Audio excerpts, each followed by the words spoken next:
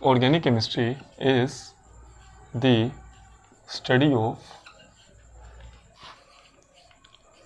covalent compounds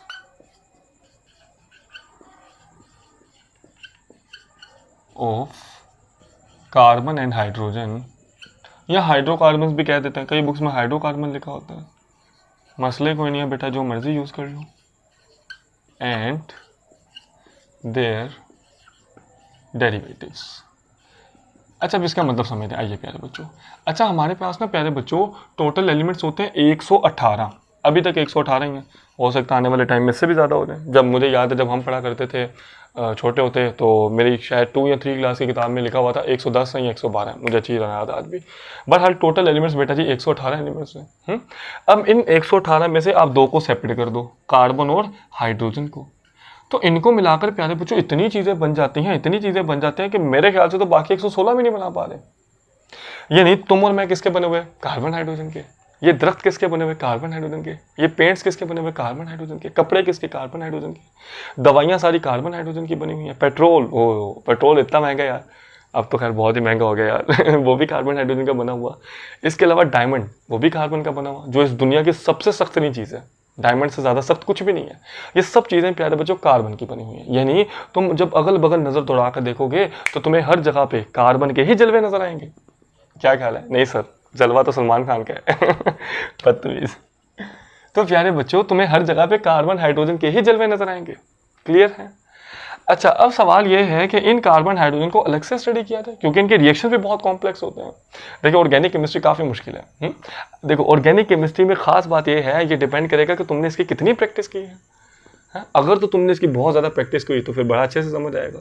अगर practice नहीं करोगे हैं तो एक दिन ऐसा होएगा, तुम रिएक्शन को देखोगे, तुमको हो ये मैंने कब किया इस तरह की फील है कि सच्ची में बता रहे हैं, पहले बता रहे हैं तुम्हें। तो प्यारे बच्चों, ऑर्गेनिक केमिस्ट्री में हम सिर्फ और सिर्फ कार्बन हाइड्रोजन और इनके डेरिवेटिव, यानी इनसे जो चीज़ें आगे बन जाती हैं उनके बारे में भी पढ़ा जाता है। क्लियर है? अभी थोड़ी फील आ रही है? यानी ऑर्गेनिक केमिस्ट्री में हम सिर्फ और सिर्फ कार्बन और हाइड्रोजन को पढ़ते हैं। क्या ऑर्गेनिक केमिस्ट्री में आयरन, गोल्ड, उन चीज़ों को पढ़ा जाता है या नहीं पढ़ा जाता? भाई नहीं पढ़ा जाता। उनका क्या काम भाई ऑर्गेनिक केमिस्ट्री में? ऑर्गेनिक केमिस्ट्री में काम होता है प्यारे बच्चों कार्बन हाइड्रोजन का। क्लियर है? मिटा दें? ओके, मिटा देते हैं। चलिए, तो अब पहले मैं थोड़ी कार्बन के बारे में लेके बातें करता हूँ और फिर हम देखते हैं आगे क्या होता है। चलिए, रिमेंबर मेरा बेटा, कार्बन के पास होते हैं 6 इलेक्ट्रॉन, और हमें ये बात पता है बेटा, एक एटम के पास जितने इलेक्ट्रॉन होते हैं उतने ही प्रोटॉन होते हैं। और हमें ये भी बात पता है बेटा, पहले शेल में हमेशा 2 आते होते हैं और दूसरे में 8 आते होते हैं। तो इसके पास 6 है ना, तो पहले शेल में आ गए 2। अच्छा, अभी कितने बचे? 4। तो दूसरे शेल में आ गए प्यारे बच्चों 4। 1 2 6, सारे हाथ ही गंदे हो गए भाई। 3 और 4। क्लियर है? अच्छा, अब आपको पता है प्यारे बच्चों, दूसरे शेल में तो 8 होने चाहिए थे। तो क्या ये स्टेबल है या अनस्टेबल है? भाई अनस्टेबल है। वो दूसरे शेल में तो 8 इलेक्ट्रॉन होने चाहिए थे, लेकिन इसके पास तो 4 ही इलेक्ट्रॉन है, यानी इसके पास 4 इलेक्ट्रॉन की कमी है। तो प्यारे बच्चों, कार्बन कितने बॉन्ड बनाएगा? हाँ, तो कार्बन हमेशा 4 बॉन्ड बनाएगा, क्योंकि उसके पास 4 इलेक्ट्रॉन की कमी है। और बेटा इसके पास होते हैं 6 प्रोटॉन्स और 6 न्यूट्रॉन। क्लियर है? अच्छा, तो प्यारे बच्चों, अब चूंकि कार्बन 4 बॉन्ड बना रहा, इसीलिए इसका नाम क्या होता है? टेट्रावैलेंट। क्लियर है? 4 वैलेंसी रखने वाला। टेट्रा का मतलब क्या होता है? 4। क्लियर है? बढ़िया से समझ आया? अच्छा, अब इसके साथ हम क्या पढ़ेंगे? हाइड्रोजन को। तो आइए हाइड्रोजन के बारे में भी बात करते हैं। अच्छा, हाइड्रोजन के पास प्यारे बच्चों एक ही इलेक्ट्रॉन होता है, और ये पहला शेल है ना, तो आपको पता है पहले शेल में हमेशा 2 इलेक्ट्रॉन आते होते हैं, और इसके पास एक ही इलेक्ट्रॉन है। यानी भाई साहब, इसके पास 1 इलेक्ट्रॉन की कमी है, सिर्फ 1 इलेक्ट्रॉन की कमी है। तो हाइड्रोजन प्यारे बच्चों कितने बॉन्ड बनाएगा? 1 बॉन्ड। क्लियर है? और कार्बन कितने बॉन्ड बनाएगा? 4 बॉन्ड। इसलिए कार्बन का नाम टेट्रावैलेंट होता है, और इस भाई साहब का नाम होता है मोनोवैलेंट, यानी 1 वैलेंसी रखने वाला। क्लियर है? बढ़िया से समझ आया? आसान लगा? यानी कार्बन प्यारे बच्चों हमेशा 4 बॉन्ड बनाएगा और हाइड्रोजन 1 बॉन्ड बनाएगा। क्लियर है? मिटा दें? मिटा दें? ओके, चलिए मिटा देते हैं। ओके, अब हम पढ़ते हैं कि मॉलिक्यूलर फार्मूला क्या है, स्ट्रक्चरल फार्मूला क्या है। आइए उनके बारे में बात करते हैं। चलें, मैं पहले आपके सामने मतलब एकदम आपको फील कराना चाह रहे हैं, आपको रटवाना नहीं चाह रहे। गौर से सुनो जरा।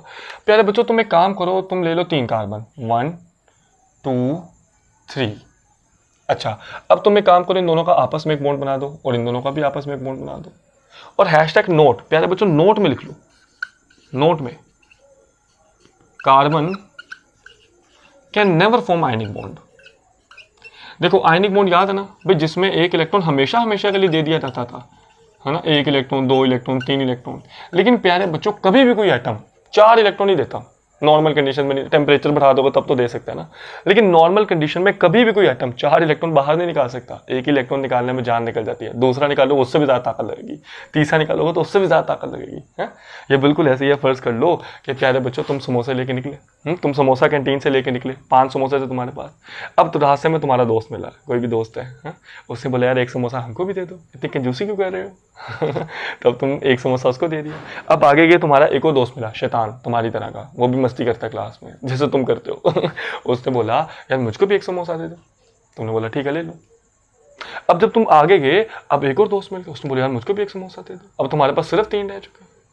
अब यार तुम्हारे दिल में भी ख्याल आ रहा है यार मैं क्या खाऊंगा अगर इन सबको खिला दूंगा, तो यानी अब तुम्हारा दिल बेईमान हो रहा है। देखो अब तुम्हारे रंग पकड़े जा रहे हैं। मेरे को पहले ही पता था। अब यानी प्यारे बच्चों जो तीसरे वाला बंदा है उसे तुमसे बहुत प्ली करनी पड़ेगी, उसे तुमसे बहुत बार कहना पड़ेगा यार प्लीज समोसा दे दो। अगर कोई बंदा चौथा आ जाए, हाँ उसे तो तुम्हारे पैरों में गिर गिरा के माफी ही मांगनी पड़ेगी समोसा देने के लिए। 15 रुपए का समोसा नहीं खिलाओगे तुम, बहुत तेज हो। यानी प्यारे बच्चों किसी एटम में से 1 इलेक्ट्रॉन लेना थोड़ा आसान है, दूसरा लोगे समोसा लेना मुश्किल हो गया ना, तो एटम लेना इलेक्ट्रॉन लेना भी मुश्किल, फिर तीसरा लोगे तो उससे भी ज्यादा मुश्किल, चौथा लोगे उससे भी ज्यादा मुश्किल। यानी कभी भी कोई एटम 4 इलेक्ट्रॉन नहीं देता यार, 1 इलेक्ट्रॉन निकालने में जान निकल जाती है। जैसे तुमने जब 1 समोसा दिया था तो ब्लड प्रेशर कम हो गया था तुम्हारा। ठीक है, आसान लगा। तो कार्बन के पास प्यारे बच्चों 4 इलेक्ट्रॉन होते हैं वैलेंस शेल में, तो वो कभी भी